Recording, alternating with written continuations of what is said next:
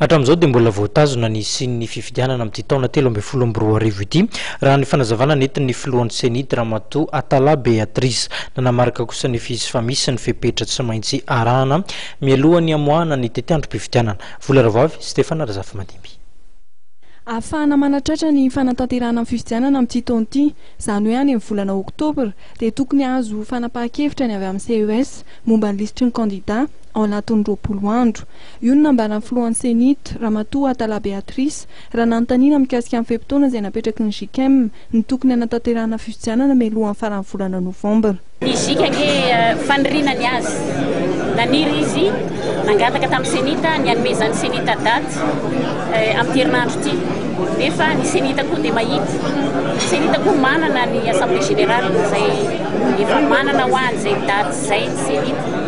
Fa miandry misy zavatra tsy maintsy andrasantsika, ka rehefa tiatsika miandry dia araka lazaiko teo hoe raha ny volana septambra zany dia herinandro ity tokony misy zavatra voarain'ny senitra, nefa miara-malala tsika rehetra fa eo am-panatanterahana ny fanovana ny membre ny cour électorale spéciale zany ny fitondram-panjakana amin'izao fotoana izao.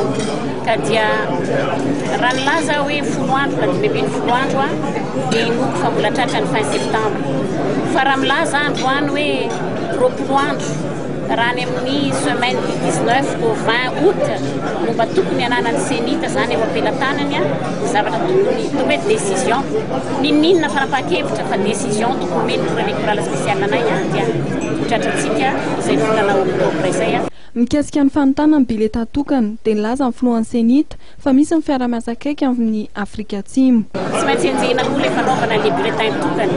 Ny zavatra mahafaly nefa dia nisy ny fiarahana nivory niaraka tamin'ny ambassadeur any Afrika Atsimo ary dia anainga androany izy makany Afrika Atsimo dia nisy ny taratasy natao teny nakany amin'ny président ny senitra Afrika Atsimo dia vonona ry zareo hanampy antsika amin'ilay bulletin tokana. Dia rehefa azonay izay décision izay dia hoany Afrika Atsimo isonian'ilay convention mbazahoana manatota ny bulletin. Les bulletins ngeny sisa satria ny fitaovana rehetra tous les matériels pour faire les élections soit le premier tour soit le deuxième tour dia efa tonga eto Madagasikara amin'izao fotoana. No amafisin'ny senitra fa ara-teknika dia efa vonona ny Vaomera hiroso amin'ny fifidianana, saingy miandro ny fanapahan-kevitra avy amin'ny CES sy ny fandamina politika izy ireo amin'izao fotoana izao.